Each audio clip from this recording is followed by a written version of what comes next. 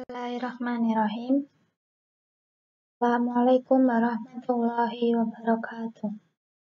Perkenalkan, nama saya Ulfa Azizah dengan NIM 43040020093. Nah, pada kesempatan kali ini saya akan menerangkan dan mempresentasikan materi mengenai asesmen bakat.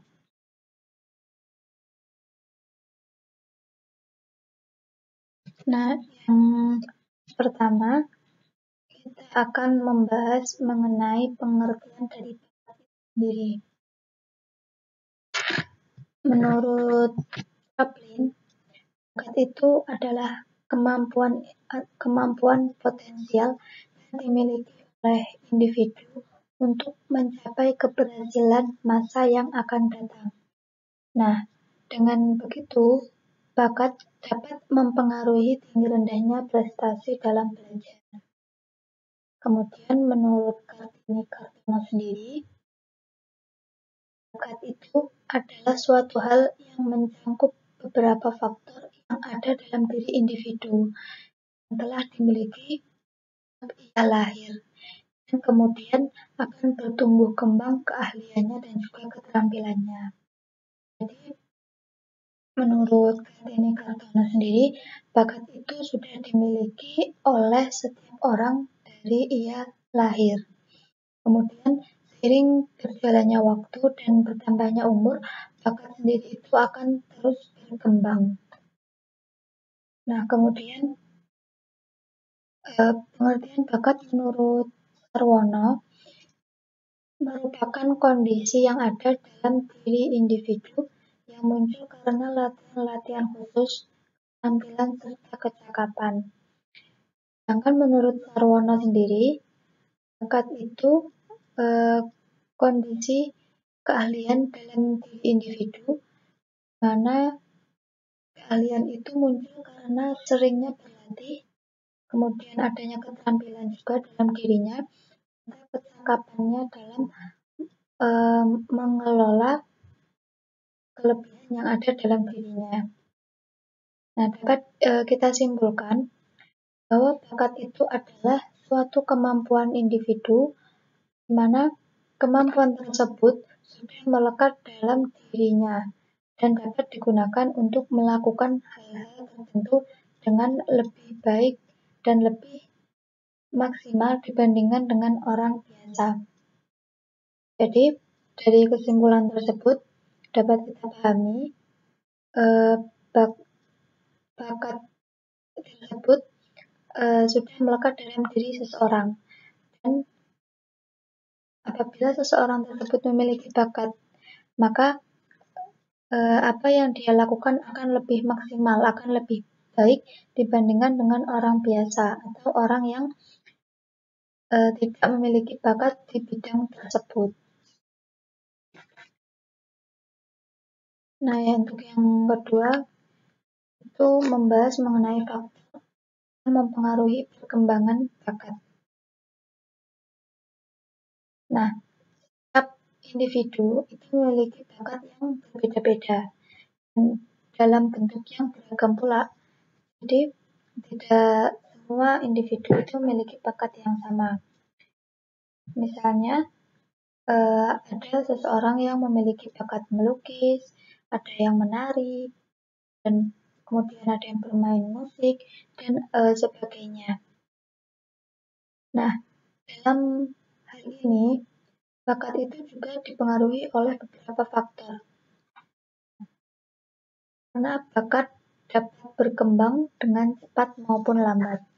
Nah, bakat itu akan berkembang dengan cepat apabila kita asah dan selalu kita kembangkan dengan baik. Tapi apabila kita hanya membiarkannya atau tidak mengasah dan mengembangkan, itu akan berkembang dengan lambat. Nah, di sini bakat individu itu dipengaruhi oleh dua faktor. Yang pertama itu ada faktor internal. Singkatnya, faktor internal itu faktor yang berasal dari individu itu sendiri. Minat, kemudian motivasi dalam dirinya, resiko, kegigihan dalam mengatasi kesulitan yang ia hadapi, kemudian keberanian yang ia miliki, keuletan dalam menghadapi tantangan. Apabila individu tersebut pantang menyerah dan terus berlatih, maka bakat tersebut dapat berkembang dengan cepat. Kemudian yang kedua, ada faktor eksternal. Faktor eksternal itu kebalikan dari faktor internal. Itu faktor eksternal adalah faktor yang berasal dari luar individu atau misalnya ada di individu tersebut, seperti berupa kesempatan untuk mengembangkan diri, kemudian sarana-prasarana sekitar yang mendukung bakatnya, kemudian ada dorongan dari orang tua, dukungan dari orang tua, kemudian lingkungan tempat tinggalnya yang mendukung.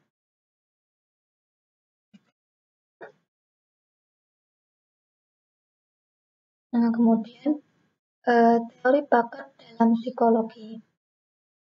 Secara umum, bakat itu dikenal sebagai kemampuan dasar yang merupakan suatu keunggulan yang muncul secara alami dalam dirinya, dan kemudian kemampuan itu atau keunggulan itu berbeda antara satu individu dengan individu yang lainnya, seperti yang sudah saya sampaikan tadi. Nah, dalam ilmu psikologi, bakat memiliki makna yang khusus yang berhubungan dengan keseluruhan atau kehidupan manusia, mulai dari saat individu tersebut masih dalam kandungan hingga ia dewasa dan hidup berdampingan dengan lingkungan di sekitarnya. Nah, dari ulasan tersebut ada teori bakat dari salah satu tokoh yang dikemukakan oleh Howard Gardner. Menurut Howard Gardner itu memiliki teori di mana manusia itu memiliki bakat yang berbeda-beda. Nah, kenapa berbeda-beda? Howard Gardner mengatakan bakat manusia itu dibagi menjadi beberapa teori. Yang pertama ada teori bakat bahasa atau linguistik. Nah, bakat linguistik itu adalah bakat dalam mengelola kata atau bahasa. Kemudian yang kedua ada teori bakat logika matematik. Dari namanya sendiri dapat kita pahami, teori bakat logika matematik itu adalah bakat di mana menggunakan keunggulan logika, terutama pada bidang matematika atau perhitungan angka. Kemudian yang ketiga ada teori bakat musikal. Teori bakat musikal jelas itu bakat di mana ia bisa menciptakan musik, misalnya menciptakan lagu, membuat album, kemudian bisa dalam bermain alat musik dan menciptakan alat musik. Kemudian yang keempat ada teori bakat kinestetik. Nah, teori bakat kinestetik itu di mana bakat mengendalikan gerak tubuh, seperti misalnya adalah bakat menari. Bakat menari itu juga termasuk teori bakat kinestetik karena menari itu keluasan kita dalam mengendalikan gerak tubuh. Kemudian yang kelima ada teori bakat ruang bidang. Teori bakat ruang bidang atau spatial itu bakat yang berkaitan dengan persepsi visual. Kemudian yang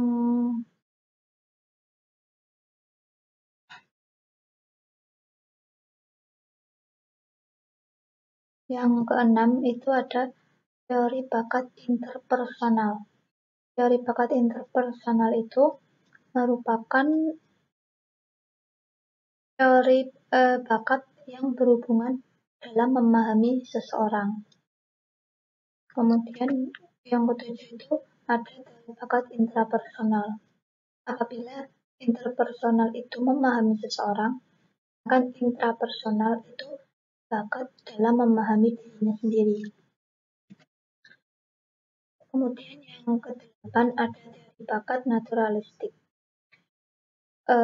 Bakat naturalistik itu adalah bakat dalam memahami unsur dalam lingkungan alam. Kemudian yang kesembilan ada teori bakat eksistensial. Itu merupakan bakat dan kepeduliannya terhadap isu moral. Misalnya, kepedulian atau kepekaannya itu mengenai lingkungan, mengenai norma-norma sosial yang ada di sekitarnya.